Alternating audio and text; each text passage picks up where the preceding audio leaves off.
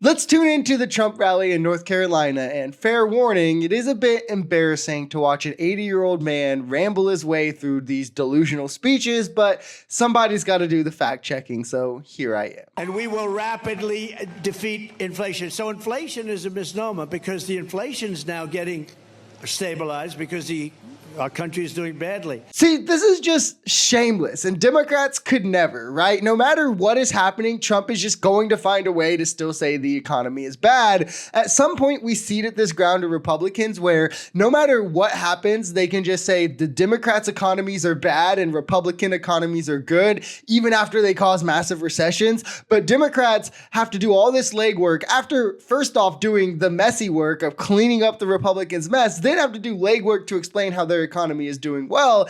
And I think it's because Republican voters literally just vote off vibes and rhetoric while Democratic voters enjoy the truth. When inflation is up, Trump says, oh, look at inflation. We have to tackle inflation, as if that's the only thing that says if an economy is good or bad, which is kind of dumb as well. But he's like, well, I'll be the one to fix it. Well, when it gets fixed under Democrats, it's a misnomer, and it's actually, and it being at the economically desirable place is actually plot twist because the economy is still bad. What's going on with African-American workers and with Hispanic in particular, they're taking your jobs. They're taking your jobs.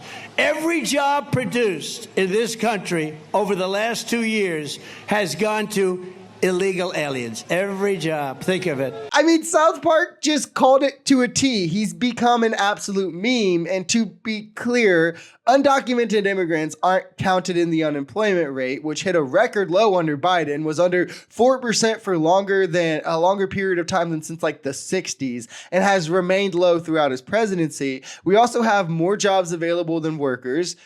I mean, do I even need to address why him saying every single job in the last 2 years was taken by undocumented immigrants? I think that we all know that that's just silly on its face. And what he's saying about them taking jobs is nonsense anyway. Data shows that undocumented immigrants often provide upwards occupational mobility for younger and low-skilled workers, meaning that they move on to better paying jobs, while often they work less desirable and jobs often left vacant by Americans. They also act more as job creators than job takers. And in my interview with economist and researcher Justin Wiltshire here, he actually shows through historical precedents and looking at the economic data and effects from it that there's very insignificant effects from migration and how local economies can actually absorb these with minor effects and actually have some positive effects to balance those out as well. Not allowing for Democrat-demanded late-term abortion in the 7th, 8th, and 9th month, or even execution of a baby after birth, which is what they want. I asked her about it during the debate, and she didn't want to answer it. I said, are you willing to have an abortion on a woman in the 9th month? And she didn't want to answer it. The answer is yes. And think of it, even after birth. It's called execution. Yeah, women, you should trust the guy who does sexual assault to take care of you. That sounds like a wonderful plan.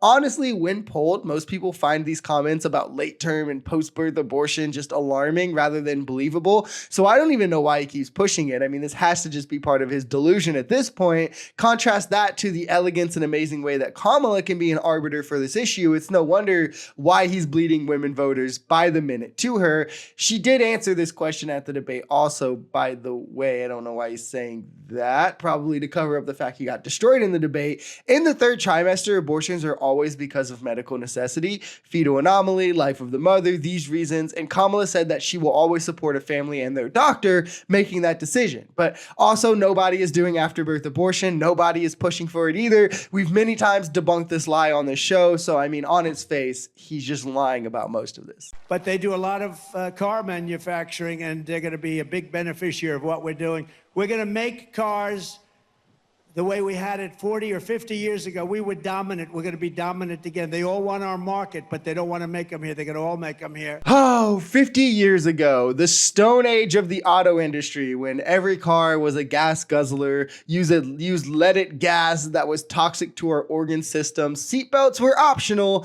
Car accidents were twice as common because of how poorly these cars were being made. Before airbags and anti-lock brakes, when we were practically getting outclassed by all foreign manufacturers. Like, if only we could go back. I often think that Trump doesn't even really know what he's talking about. He just knows that one, his crowd, his group is made up of mostly bigots who want to return to like the golden age, you know, when women were like forced to be subservient to their husbands and black people didn't have the same rights. And Trump himself alludes to going back because he knows that racism was more allowed then. I mean, at this point, he just wants everything to be more like it was in the 60s. If you enjoyed this video, we're Social Society. We're a commentary channel influenced by politics, society, and the economy. We are pretty left-leaning on this channel, but we're open to our right-wingers as well. The biggest thing here is having conversations to get everyone to the bottom of the truth. If that sounds like something that can interest you, consider smashing that subscribe button, leaving us a like, or even commenting on this video. We even have memberships available as low as $3 if you'd like to support, because the only way we become a society is together. Peace.